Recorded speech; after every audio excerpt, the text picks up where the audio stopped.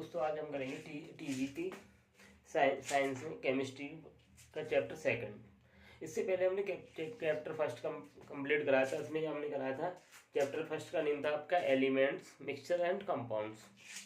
इसका next chapter रहेगा आपके पास रासायनिक संयोग के नियम, यानी लॉ ऑफ केमिकल कॉम्बिनेशंस। इसमें हमने कल आपको नेक्स्ट से प्रीवियस वाले लेक्चर में हमने कंप्लीट कराए थे आपके पास द्रव्यमान संरक्षण का नियम। दूसरा हमारे पास था द्रव्यमान संरक्षण का नियम, उसके बाद था स्थिर अनुपात का नियम, नेक्स्ट था आपके पास गुणित अनुपात का नियम, उसके बाद कराया था हमने व्युत्क्रम अनुपात का नियम।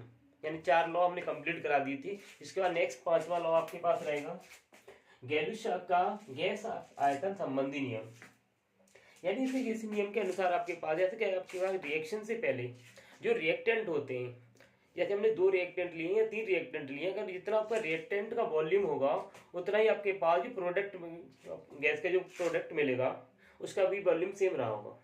अगर रिएक्टेंट का वॉल्यूम आपके पास 3 है तो प्रोडक्ट का भी वॉल्यूम आपका 3 होगा।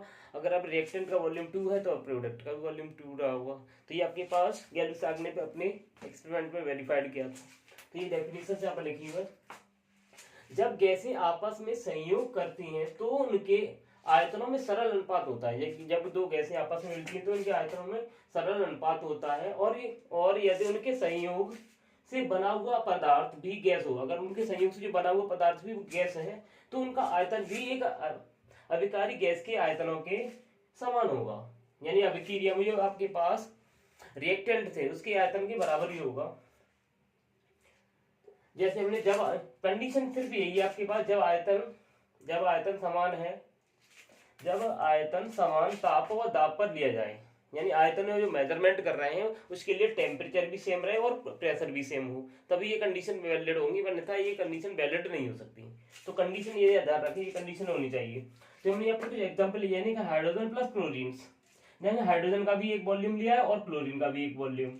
अब जब रिएक्शन बोल के आपके हाइड्रोक्लोरिक एसिड बना तो हाइड्रोक्लोरिक एसिड में आपने देखा 2 वॉल्यूम बन गए, यानी रिएक्टेंट का आपके पास देखिए एक वॉल्यूम और एक वॉल्यूम ऐड करेंगे तो कितना हो जाएगा 2 वॉल्यूम। तो यहाँ पर भी प्रोडक्ट में 2 वॉल्यूम मिल रहा है। अगर इसका रेशियो देखें आपके पास 1 है यहाँ पर 2, तो 1:1:2, तो इनका रेशियो ये हो जाएगा 1:1:2। अगर इन दोनों को ऐड करें तो 2 के बराबर मिलना चाहिए। अगर ऐसा नहीं मिल रहा तो ये रिएक्शन आपके पास कहीं ना कहीं आपने मिस्टेक कर रखी है, या फिर बोल सकते हैं आपने रिएक्शन कहीं ना कहीं गलत कर दी। इसके बाद नेक्स्ट हमारे पास है, ये काफी ज्यादा इंपॉर्टेंट है, इससे भी जब हमने फिफ्थ वाला किया इससे भी ज्यादा इंपॉर्टेंट रहेगा, क्योंकि न्यूमेरिकल में ये सारे कन्वर्ट करने के लिए आपके पास पूछे जाते हैं एग्जाम में। तो देखिए गैस अवस्था अगर एसटीपी पर हम देखें, स्टैंडर्ड टेम्परेचर प्रेशर वाली कंडीशन पे देखें तो टेम्परेचर हमें लेना पड़ता है केल्विन में। तो आपके पास T=273 केल्विन करना पड़ेगा। अगर डिग्री सेल्सियस में वैल्यू दे रखी है तो 273 उसमें ऐड करेंगे तो गैस में आ जाएगा वैल्यू केल्विन में। अगर प्रेशर की बात करें तो प्रेशर आपका P=1 एटमॉस्फेयर, यानी 1 वायुमंडल, और 1 वायुमंडल की वैल्यू होती है 101.35 पास्कल, यानी आपके पास प्रेशर की एक यूनिट पास्कल भी होती है, ध्यान रखें। तो हमने यहाँ पर वायुमंडल को हमने कन्वर्ट किया हुआ है पास्कल में। अगर वॉल्यूम की बात करें तो एसटीपी पर जो वॉल्यूम होता है 22.4 लीटर पर मोल। तो ध्यान रखें ये आपके पास वैल्यू स्टैंडर्ड है और इन्हें सबको याद रखनी पड़ेंगी। इसके बाद हमें नेक्स्ट हम देखेंगे बॉयल्स का नियम। बॉयल्स एक साइंटिस्ट का नेम है, याद रखें। तो उन्होंने एक नियम दिया था, अगर किसी गैस का अगर टेम्परेचर यानी ताप को कांस्टेंट रखा जाए, अगर किसी गैस के ताप को नियत रखा जाए तो उस गैस का वॉल्यूम जो आपके पास होगा, वॉल्यूम परिवर्तन आपका इनवर्सली प्रोपोर्शनल किसके होगा, आपके पास प्रेशर के। अगर वॉल्यूम बढ़ाएंगे तो इसका मीन्स उसका प्रेशर कम होगा, अगर प्रेशर बढ़ाएंगे तो वॉल्यूम क्या होगा, कम होगा। यानी ये दोनों चीज प्रेशर और वॉल्यूम एक दूसरे कैसे हैं, इनवर्सली प्रोपोर्शनल, यानी एक वैल्यू घट रही होगी तो दूसरी वाली क्या होगी, घटेगी। एक वैल्यू बढ़ेगी तो दूसरी घटेगी, या दूसरी बढ़ रही होगी वो वाली घट जाएगी। तो हमने यहाँ पर ये लिखा हुआ है वॉल्यूम के अनुसार स्थिर ताप पर, यानी ध्यान कंडीशन ये टेम्परेचर कैसा होना चाहिए, इसमें कांस्टेंट बॉयल लॉ में किसी गैस का आयतन दाब के व्युत्क्रमानुपाती होता है। किसकी, दाब के व्युत्क्रमानुपाती होता है।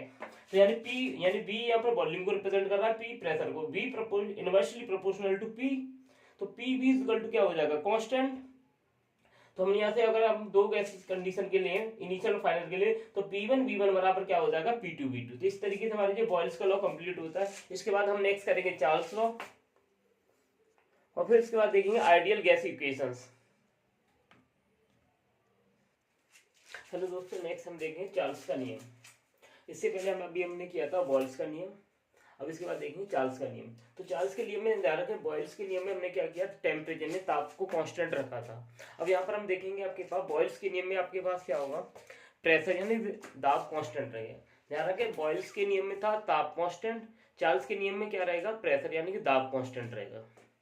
तो यहाँ पर देखिए चार्ल्स के नियम थी, यदि किसी गैस का दाब, ध्यान रखें, अगर यदि किसी गैस का दाब नियत हो तो गैस का आयतन यानी गैस का आयतन ताप के समानुपाती होगा।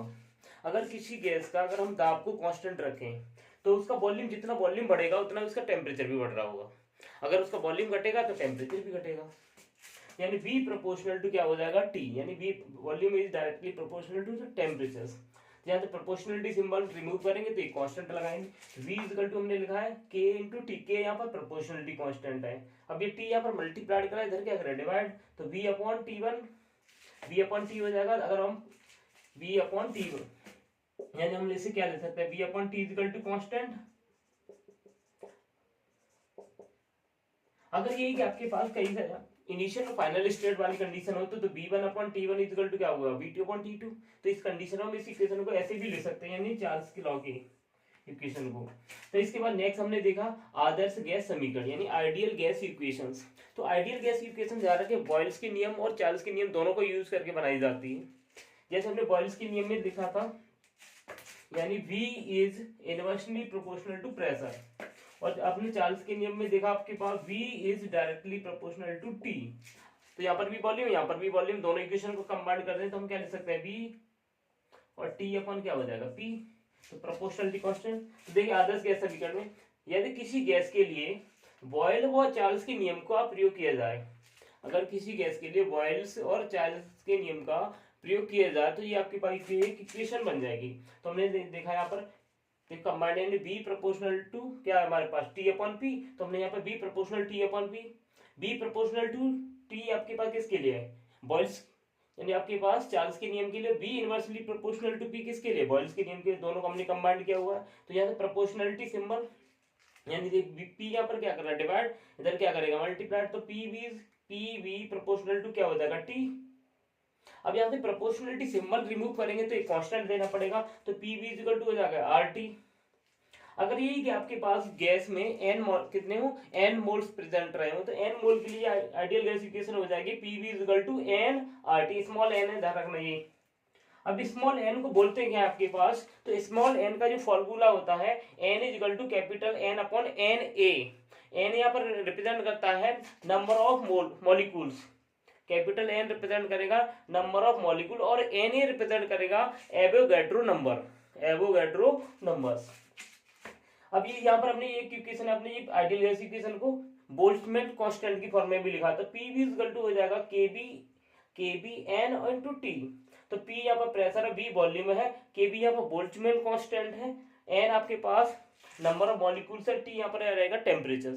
तो यानी आपके आइडियल गैस इक्वेशन हम तीनों तरीके से आप लिख सकते हैं, यानी कि इस फॉर्म में भी लिख सकते हैं, ये भी लिख सकते हैं, और आपके जैसे जैसे क्वेश्चन में यूज किए जाए उस तरीके से इस फॉर्मूले को यूज करेंगे। तो इसके बाद हम नेक्स्ट देखेंगे डेंसिटी, यानी किसी अपनी गैस के लिए हम डेंसिटी किस तरीके से निकाल सकते हैं, तो उसके वो भी आइडियल गैस इक्वेशन की फॉर्म में।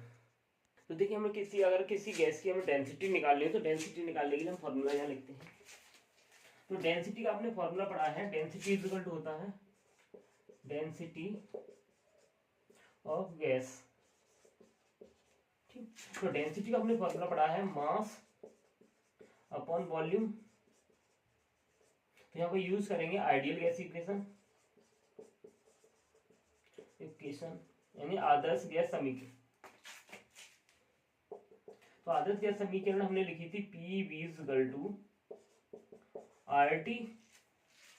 अब देखो यहाँ पर क्या है, हमारे पास जो वैल्यू दे रखी है, देखो इधर तो हमें प्रेशर रखना ही रखना है। P इक्वल टू हम क्या ले सकते हैं, RT अपॉन क्या ले सकते हैं, V। देखो इस तरीके से P equal to RT upon V। ये RT यहाँ पर क्या कर रहा है डिवाइड, तो इधर क्या करेगा आपके पास, तो इधर हमने क्या करेंगे इसके साथ डिवाइड कर दें या मल्टीप्लाई कर इधर डिवाइड करेंगे तो P अपॉन क्या ले सकते हैं RT, और इधर क्या हो जाएगा 1 अपॉन V।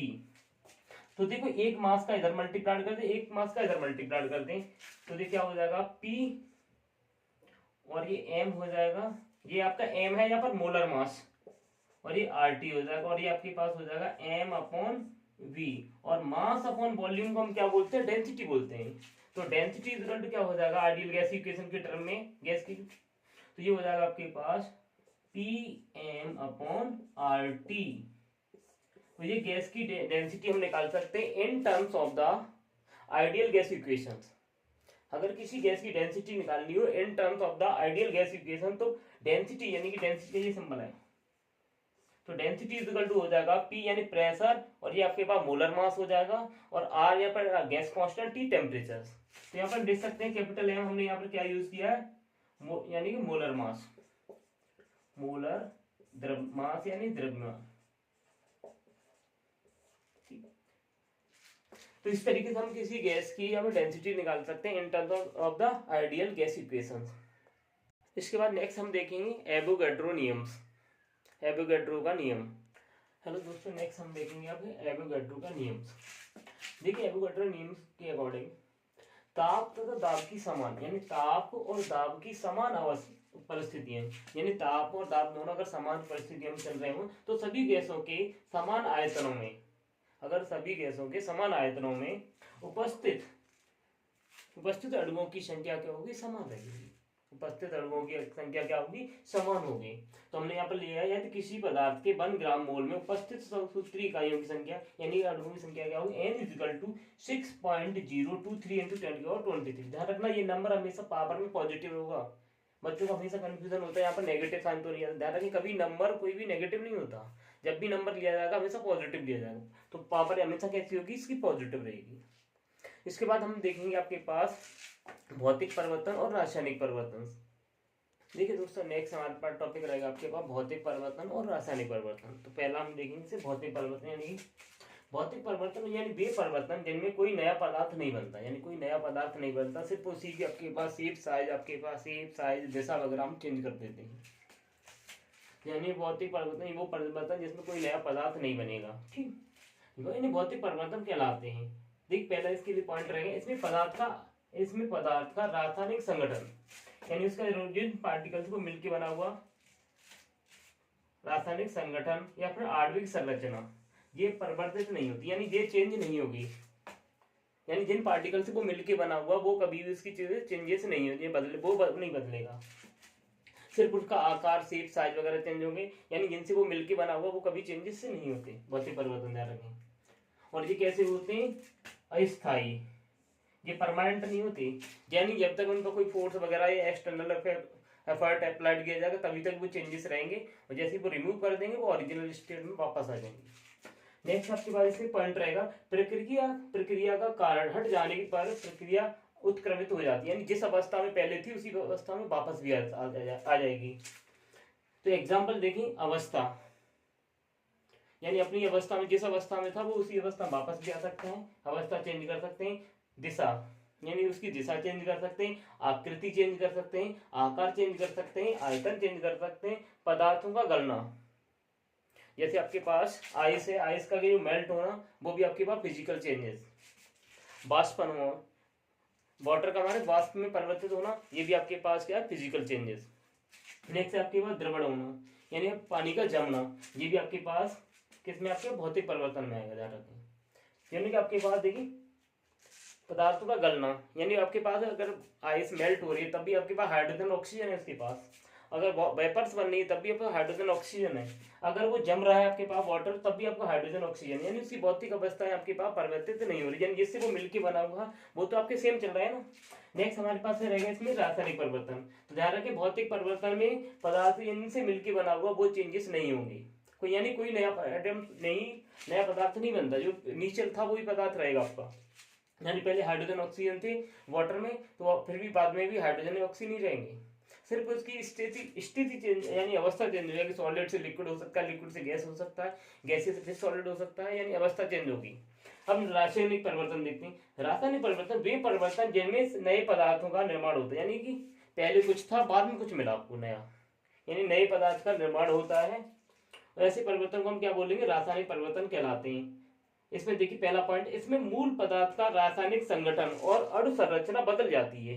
यानी जो पहले मूल पदार्थ था उसकी संरचना और बाद वाले की संरचना बिल्कुल अलग हो जाएगी।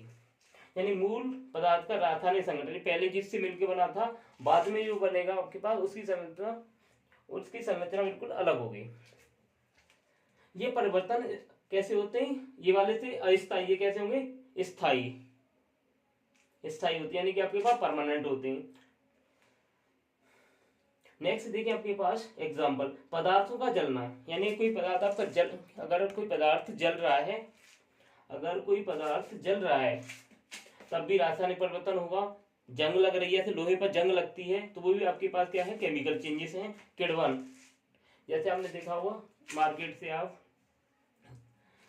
अभी गन्ने का रस लेके और उससे आपके पास सिरका वगैरह बना है, वो किण्वन के थ्रू बनता है, तो वहां पे भी क्या होता है, आपके पास केमिकल चेंजेस होते हैं। अपघटन, यानी कोई आपके पास कंपाउंड है, वो अपने जिन कंपाउंड से मिलकर बना हुआ था उसमें ब्रेक हो रहा है, यानी वो अलग अलग संगठन में जा गया था। वाटर में आपके पास हाइड्रोजन अलग हो रहा है, ऑक्सीजन अलग हो रहा है, तो उनकी प्रॉपर्टी भी अलग हो जाएंगी, तो ये आपके पास अपघटन भी हो सकता है, संयोजन भी हो सकता है। तो जैसे हाइड्रोजन और ऑक्सीजन से मिलकर वाटर बनता है, तो हाइड्रोजन की प्रॉपर्टी अलग है, ऑक्सीजन की प्रॉपर्टी अलग है, पर वाटर की जो कंपाउंड बना है उसकी प्रॉपर्टी बिल्कुल अलग हो जाएगी। यानी हाइड्रोजन क्या होती है, इनफ्लूएबल गैस, यानी ज्वलनशील गैस, यानी ये खुद जलती है, और ऑक्सीजन क्या होती है, जलने में हेल्प करती है। पर इनकी जो कंपाउंड बना यानी वाटर क्या करता है, आपके पास आग को बुझा देता है। तो यार कि कंपाउंड की प्रॉपर्टी अलग है, इनके आपके पास एलिमेंट्स हैं उनकी प्रॉपर्टीज अलग होंगी। यहाँ पर आपके पास अपघटन भी हो सकता है, संयोजन भी हो सकता है। अगर अपघटन हो रहा है तब भी आपके पास रासायनिक परिवर्तन होगा, संयोजन हो रहा है तब भी आपके पास रासायनिक परिवर्तन रहेगा आपके पास। ये सब आपके यहाँ रासायनिक परिवर्तन के एग्जाम्पल रहेंगे। तो इस तरीके से हमने भौतिक परिवर्तन, रासायनिक परिवर्तन से देखी। इसके बाद हम नेक्स्ट देखेंगे आपके पास ऊष्मक्षेपी अभिक्रियाएं एंड ऊष्मशोषी अभिक्रियाएं, और इसके बाद ये चैप्टर आपका खत्म हो जाएगा। क्योंकि इससे पहले हमने पिछले वाले चैप्टर में केमिकल रिएक्शंस कंप्लीट करा दी थी, तो इसके सेकंड चैप्टर आपका खत्म होगा। आज ही हम खत्म करेंगे इसे, थोड़ा वीडियो बड़ा हो जाएगा। हेलो दोस्तों, नेक्स्ट सवाल में यहाँ पर लिखेंगे ऊष्मक्षेपी अभिक्रियाएं और ऊष्मशोषी अभिक्रियाएं। यानी ऊष्मक्षेपी वो अभिक्रियाएं जिनमें आपके पास अभिक्रिया होने के पश्चात आपको हीट एनर्जी मिलेगी। ऊष्मशोषी वो अभिक्रिया होती है जिनमें आपके पास अभिक्रिया कराने के लिए हमें हीट एनर्जी देनी पड़ती है। तो यहाँ पर हमने लिखा हुआ है ऊष्मक्षेपी। तो ध्यान रखें, इसका ऊष्मक्षेपी यहाँ से हमें नहीं मालूम पड़ पाता कि हम क्या है, पर इनकी स्पेलिंग से मालूम पड़ जाते हैं। एक्सोथर्मिक, एक्स मीन्स हमें देखें एक्स मीन्स यानी मैक्सिमम यानी इसके पास हीट एनर्जी ज्यादा होगी तभी तो हमें बाहर निकलेगी। तो यानी आपके पास जिसके पास कोई चीज ज्यादा होती है तभी वो दूसरों को देता है, यानी कि आपके पास उसमें हीट एनर्जी बाहर निकल रही होगी। तो यानी एक्सोथर्मिक रिएक्शन यानी वो रासायनिक अभिक्रिया है जिनमें ऊष्मा क्या होगी, उत्सर्जित होती है, ऊष्मक्षेपी अभिक्रिया कहलाती हैं। तो हमने आपके पास नाइट्रोजन प्लस हाइड्रोजन, यहाँ पर हमने रिएक्शन कंप्लीट कराई तो 2NH3 यानी क्या अमोनिया गैस मिली प्लस हीट एनर्जी यानी ऊष्मा। जैसे हमें कूड़े यानी हरे पत्तियां वगैरह आपके पास और उसमें पानी वगैरह डाल के रख दें तो आप देखते हैं वहाँ पर अमोनिया गैस बन जाती है और प्लस हीट एनर्जी, वो आपने देखा कचरा गर्म होने लगता है तो वो हीट एनर्जी बाहर निकलती है, यानी अमोनिया गैस भी बन रही है प्लस हीट एनर्जी। नेक्स्ट है ऊष्मशोषी अभिक्रिया, यानी वो अभिक्रिया जिनमें हीट एनर्जी हमें देनी पड़ेगी, यानी एंडोथर्मिक रिएक्शन। वे रासायनिक अभिक्रिया जिनमें ऊष्मा अवशोषित होती है, यानी ऊष्मा क्या होगी, अवशोषित होगी। यहाँ पर ऊष्मा क्या उत्सर्जित होती है, तो ऊष्मा अवशोषित होती है, ऊष्मशोषी अभिक्रिया कहलाती हैं। तो यानी carbon plus sulphur plus heat energy हमने दी है तो क्या बना है, कार्बन डाइसल्फाइड। तो ये हमारे पर ऊष्मशोषी अभिक्रिया है। इसी चैप्टर में आपके पास केमिकल रिएक्शन थी जो हमने पिछले वाले यानी फर्स्ट चैप्टर में कंप्लीट कराई थी। केमिकल रिएक्शन आपके पास, इसमें आपके पास थी रासायनिक अभिक्रियाएं, संयोजन अभिक्रिया थी, अपघटन अभिक्रिया थी, आपके पास सिंगल डिस्प्लेसमेंट रिएक्शन थी, डबल डिस्प्लेसमेंट रिएक्शन थी, न्यूट्रल रिएक्शन थी, आपके पास रेडॉक्स अभिक्रियाएं थी। आपके पास रेडॉक्स में हमने आपके ऑक्सीडेशन कराया था और आपके पास कराया था अपचयन। तो यानी हमने इस तरीके से केमिकल रिएक्शन कंप्लीट कराई थी। तो इस तरीके से हमने सेकंड चैप्टर आपका कंप्लीट करा दिया है पूरा। अब इससे रिलेटेड कल इसके प्रैक्टिस क्वेश्चन करेंगे। अगर आपके पास ये वीडियो अच्छा लगा हो तो चैनल को लाइक करें, सब्सक्राइब करें एंड शेयर करें। Thank you.